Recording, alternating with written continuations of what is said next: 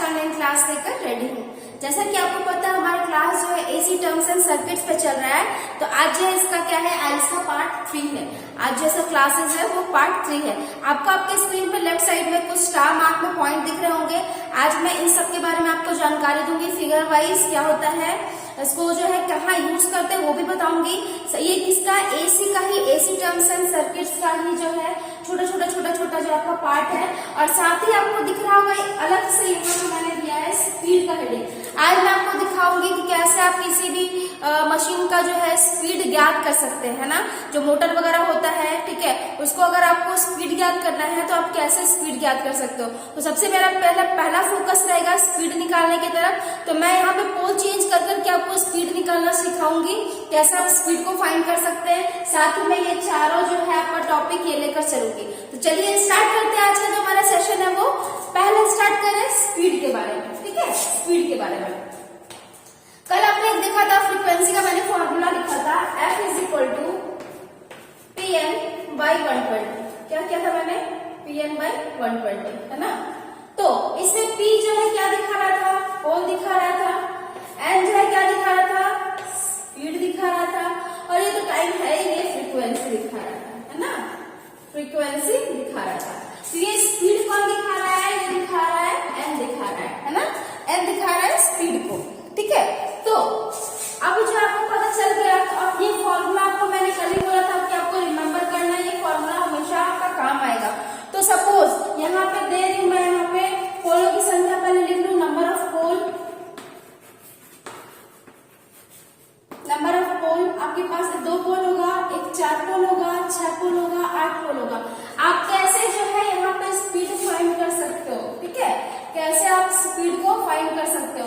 तो आपको मैंने फॉर्मूला का बताया था फ्रीक्वेंसी का Pn/120, यही था ना। अब P जो है मेरा पोल है, तो अब देखिए नंबर ऑफ पोल कितना दिया गया, 2 दिया गया। तो यहाँ पे लिख दूं मैं फ्रीक्वेंसी बराबर, हमको पता है कि, हम सबको पता है कि इंडिया का फ्रीक्वेंसी कितना 50 हर्ट्ज है। तो यहाँ F ना लिख कर सीधे मैं डायरेक्ट 50 लिख दूं, कोई दिक्कत। आपके पास पोल कितना है, 2 पोल है। साथ ही आपको स्पीड ज्ञात करना है, तो यहाँ पे N लिख दो वैसा ही, और डिवाइडेड बाय क्या था, 120 था। इसको जब क्रॉस मल्टीप्लीकेशन करेंगे उससे पहले इसको काटते हैं, 2 से काटिए इसको 6 बार में, और ये 0 यहाँ पे चला जाएगा, ठीक है। अब इन दोनों को आप जब N निकालेंगे, ठीक है, N निकालेंगे तो 6 5 30, मतलब ये जो 3000 गया है RPM, मतलब रोटेशन पर मिनट, या फिर रोटेशन RPS निकलेगा या फिर RPM निकलेगा। इसका यूनिट होता है, जो आपका स्पीड होता है वो RPM या RPS में दिखता है। तो RPM हो गया रोटेशन पर मिनट, ठीक है। तो पहले वाले का स्पीड कितना निकल गया, जब इसका होगा तो स्पीड होगा मेरे पास कितना, 3000 RPM, ठीक है। अब आते हैं सेकंड की तरफ। आई होप आपको समझ में आ रहा हो, ठीक है। दूसरा वाला चलते हैं, स्पीड को हम लोग क्या करते हैं, स्पीड को निकालते हैं जब पोल मेरा चेंज है। जब मेरा पोल 4 है तो फॉर्मूला तो मेरा F is equal to Pn/120 था, ठीक है। F तो फ्रीक्वेंसी चेंज नहीं हो रहा, 50 तो 50 ही है।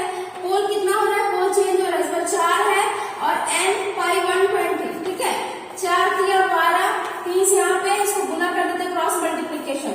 तो N बराबर क्या निकल जाएगा, 5 3 15, और साथ ही 2 0, ये हो गया RPM। क्या हो गया, ये RPM निकल गया। तो आप देख रहे हैं कि जब 4 पोल था तो मेरा स्पीड क्या हो रहा है, 1500 RPM हो जा रहा है।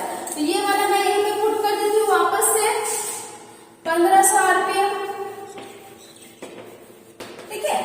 उसके बाद छठा में आइए, आपका जो नंबर ऑफ पोल अगर 6 होंगे, तो मैं फॉर्मूला इस बार नहीं लिख रही हूँ, डायरेक्ट लिख दे रही हूँ। 50 इज इक्वल टू क्या होगा, 6 into N/120, ठीक है। 6 दूना 12, 0 यहाँ पे, ये 2 है आपका, ठीक है। तो 2 25 10, मतलब कुल मिला के कितना हो गया, 1000 RPM, ठीक है। 1000 RPM कब होगा, जब 6 पोल होगा मेरा, तो 1000 RPM, ठीक। ये सब फ्रीक्वेंसी वाले फॉर्मूला से निकल रहा है, इसी में आपको पढ़ना है, स्पीड निकालना सीखना है। कहीं फ्रीक्वेंसी निकालना भी होता है, लेकिन वहां पे स्पीड आपका मेंशन होगा। मैं क्लास में जो वो करके दिखा दूंगी आपको, क्लियर पता चल जाएगा। ये हो गया आपका। नेक्स्ट आप पढ़ते हैं 8 पोल की तरफ। तो क्या बोल सकते हैं, 50 यहाँ पे है, 8 into N/120, ठीक है। 4 से 4 दूना 8, 4 3 12, 0 2 से 15 बार में, तो मतलब क्या होगा, 15 75, 750, ठीक है। 8 पोल होगा तो 750 आरपीएम होगा, ठीक है। ये हो गया। अब यही अगर आप सपोज देखिए मैंने क्या बोला, इससे आप 3 चीज निकाल सकते हो। अब मैं यहाँ तो पता चल गया आरपीएम, अब मैं आपको पोल दिखा देती हूँ इससे कैसे निकलता है, ठीक है। तो फॉर्मूला था मेरा क्या, F is equal to Pn/120 था, Pn/120। इस बार आपको ये वाला स्पीड हम 750 आरपीएम ले रहे हैं, तो F मेरा 50 हमको पता है, P हमको निकालना है इंटू 750, ठीक है, बटा 120, ठीक है। कोई दिक्कत? अगर आप ऐसा है तो आप इसको क्या कर लो, इसको क्रॉस मल्टीप्लिकेशन कर लो, तो बोल सकते हो 750 P बराबर 50 गुना 120, और अगर P बराबर से निकालोगे तो ये 750 नीचे चला जाएगा, ठीक है। एक शून्य काट दिए, 5 से इसको काटो आप यहाँ पे, 5 10 50, 5 से इसके 5 1 5, 2 इधर 5 बचे 25। अब ये वाला 5 से 5 गुना 10, ये 5 दिया 15, 3 से यहाँ जाएगा, 3 चौका 12, ठीक है, पूरा कट गया। मतलब क्या है, ये क्या आ गया, 2 यहाँ पे 4 यहाँ, 2 into 4 जब करोगे आप तो कितना आपको क्या निकालना था, पोल निकालना था। तो जब P बराबर 8 था, मतलब पोल जो आपका निकला 8, जब P बराबर 8 था तो 750 आरपीएम था स्पीड। उसी तरह जब 750 आरपीएम था तो आपने P निकाला कितना, 8। तो ये क्या होगा, क्लैरिफिकेशन हो गया, आपको क्लियर हो गया अच्छे से कि कैसे आप क्या कर रहे हो, स्पीड से निकाल दे रहे हो पोल, कैसे पोल से निकाल दे रहे हो स्पीड। क्यों? क्योंकि आपको पता है कि भारत का फ्रीक्वेंसी 50 हर्ट्ज है। यही अगर अमेरिका का बोला जाता स्पीड निकालने के लिए तो आप उस टाइम क्या करते, यहाँ 50 की जगह पे मेंशन करते 60, सेम वही होता, लेकिन फ्रीक्वेंसी में क्या होता, आप क्या मेंशन करते हैं वहां पे, 60 मेंशन करते। तो आप समझ पा रहे हो ये स्पीड वाला फंडा क्या है, एक फॉर्मूला आपको 3 चीज निकालने में मदद कर रहा है। क्लियर है? चलिए, आशा करती हूँ ये चीज आपको समझ में आया है।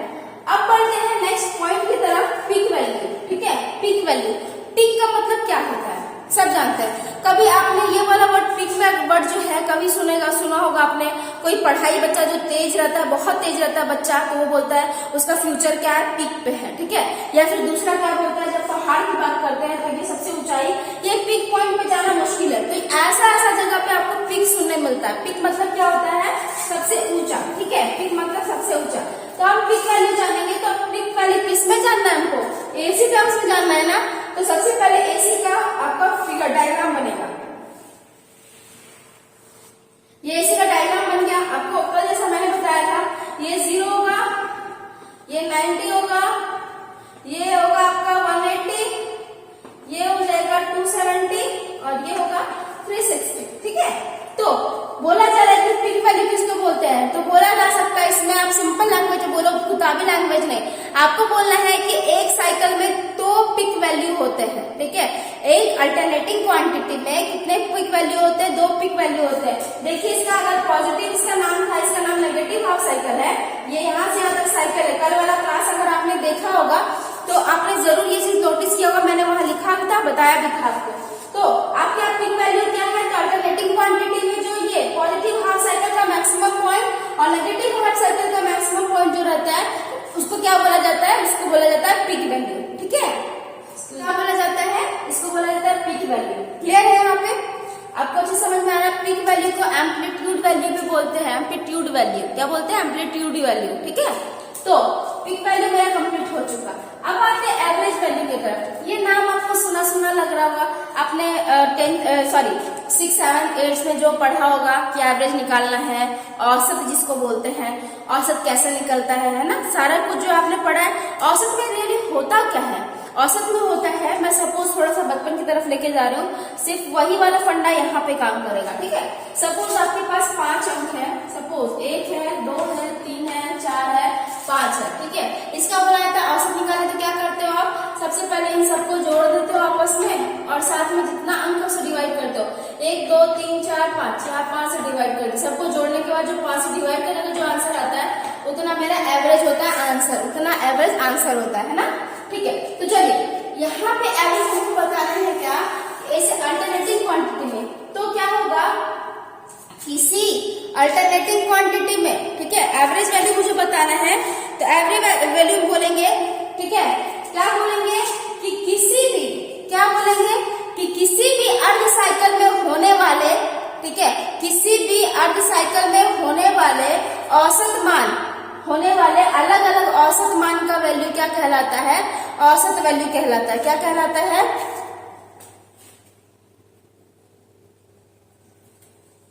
किसी अर्ध साइकिल में, ठीक है, किसी अर्ध साइकिल में औसत मान पर होने वाला अलग अलग जो आपका मान दिखेगा या भाग दिखेगा उसको हम लोग बोलते हैं औसत वैल्यू। सपोज जैसे यहाँ से जब करंट मेरा स्टार्ट हो रहा है, यहाँ तक जा रहा है तो ये पीक वैल्यू है, तो यहाँ जा रहा है तो कुछ अलग समय लग रहा होगा, यहाँ कुछ अलग, यहाँ कुछ अलग, यहाँ कुछ अलग, यहाँ सबसे हाईएस्ट टाइम, फिर कम ऐसा।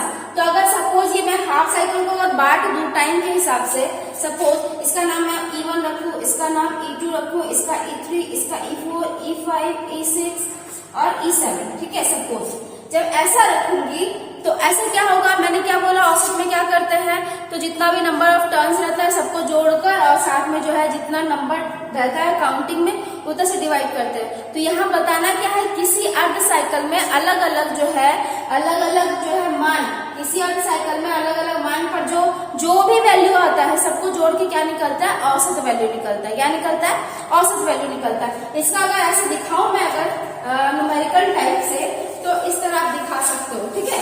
कैसे होगा, यहां लिख सकते हो एवरेज मैक्सिमम, ठीक है, एवरेज मैक्सिमम कैसे लिख सकते हो, तो लिख सकते हो आप क्या, E1 plus E2 plus E3 by, मान लीजिए E3 तक मैं दिखाया यहाँ पे E7 तक है, डॉट E7 तक सपोज, ठीक है। कितना डिवाइड किए थे, तो डिवाइड किए 7 अंक से, तो यहाँ पे तो हम नंबर ऑफ जो है टर्म ले नहीं रहे हैं, इसमें क्या दिखा रहे हैं, इसको n से दिखा रहे हैं। क्या दिखा रहे हैं? n से दिखा रहे हैं, ठीक है, ये n से दिखा रहे हैं। तो अभी क्या होगा, एवरेज वैल्यू क्या होगा, मैक्सिमम कब होगा, जब E1 plus E2 plus E3 divided by n होगा। तो क्लियर हो रहा है, एवरेज का जो अपना मान होता है क्या होता है, 0.637, कितना होता है, 0.637, ये मैक्सिमम होता है दोनों के लिए। अगर जब हम करंट के टर्म में बात करेंगे तो भी, और वोल्टेज के टर्म में बात करेंगे तो भी। तो यहाँ पे जब वोल्टेज का बात होगा तो यहाँ पे V मैक्स बोलेंगे, क्या बोलेंगे, V मैक्स। लेकिन जब करंट का मान होगा, करंट के बारे में बोला जाएगा तो क्या बोलेंगे, I मैक्स बोला जाएगा, ठीक है, I मैक्स। करंट मैक्सिमम होगा और आपका वोल्टेज मैक्सिमम होगा। कितना वैल्यू, ठीक है, कितना वैल्यू, तो 0.637 ये वाला होगा, ठीक, क्लियर हो रहा है अच्छे से। अच्छा, ये तो हो गया मैक्सिमम एवरेज वैल्यू में। तो मैं आपको बता रही थी आरएमएस वैल्यू के बारे में। आरएमएस वैल्यू का जो है 3 नाम होता है, जैसे कि आपको आपकी स्क्रीन पे दिख रहा होगा। आरएमएस मान का जो है 3 नाम होता है, वर्चुअल इफेक्ट भी बोलते हैं इसको, इफेक्टिव इफेक्ट भी बोल सकते हैं और आरएमएस वैल्यू भी बोल सकते हैं। सबसे पहले आपको जानना क्या है, आरएमएस का जो है फुल फॉर्म क्या होता है। आरएमएस का फुल फॉर्म होता है रूट मीन स्क्वायर। क्या बोलते हैं, रूट मीन स्क्वायर, ठीक है, रूट मीन स्क्वायर वैल्यू। आपको कभी भी बोला जाएगा आरएमएस वैल्यू निकालने के लिए, तो इसमें भी मीन का बात हो रहा है तो एवरेज तो डेफिनेटली निकलेगा ही, ठीक है। रूट मीन स्क्वायर मतलब जो भी वैल्यू रहेगा आपका एवरेज वाला वो सब चला जाएगा स्क्वायर में, सब चला जाएगा किसमें, स्क्वायर में चला जाएगा। क्लियर हो रही है अच्छे से बात। आरएमएस वैल्यू अब होता क्या है, ठीक है, आपको तो पता चल गया कि 3 नाम है इसका, वर्चुअल वैल्यू, इफेक्टिव वैल्यू और आरएमएस वैल्यू, मतलब रूट मीन स्क्वायर वैल्यू। तो इसके नाम में ही आपका जो दिख रहा है सारा कुछ, रूट मीन भी होना चाहिए, स्क्वायर भी होना चाहिए। मतलब रूट तो दिखेगा ही, साथ में एवरेज भी दिखेगा और सबका स्क्वायर भी दिखेगा। क्लियर हो रहा है। अच्छा, यहाँ पे आरएमएस वैल्यू जो है ये है क्या, तो आरएमएस वैल्यू है, आरएमएस मान उसको बोलते हैं जब कोई भी इलेक्ट्रिकल सर्किट में आप जो है एक सर्टेन टाइम तक करंट देते हो, एसी करंट दे रहे हो पहले, ठीक है। आपको करना क्या है, दोनों एसी और डीसी दोनों करंट देना है, एक सर्टेन अमाउंट तक, सर्टेन टाइम तक देना है और साथ ही साथ आपको ये मेजर भी करना है।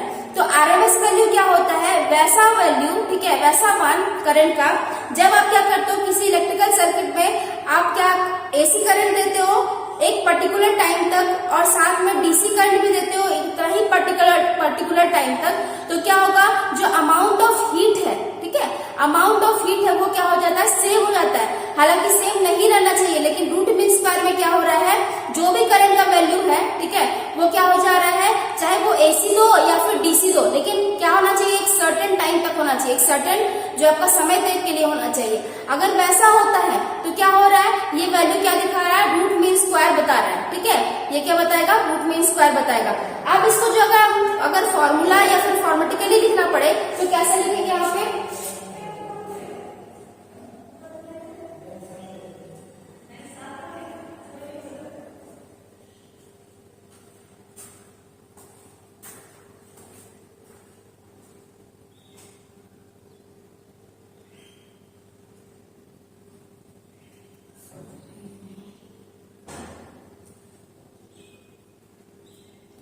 तो आरएमएस वैल्यू की जगह थियोरेटिकली हमको लिखना पड़े तो आप कैसे लिखोगे? यहाँ पे आपको लिखना क्या है, मैंने एक ही चीज आपको कंफर्मेशन दिया है कि अगर करंट मैक्सिमम होगा तो वहां पे आई मैक्स होगा, और अगर वोल्टेज मैक्सिमम होगा तो वी मैक्स होगा। क्या होगा?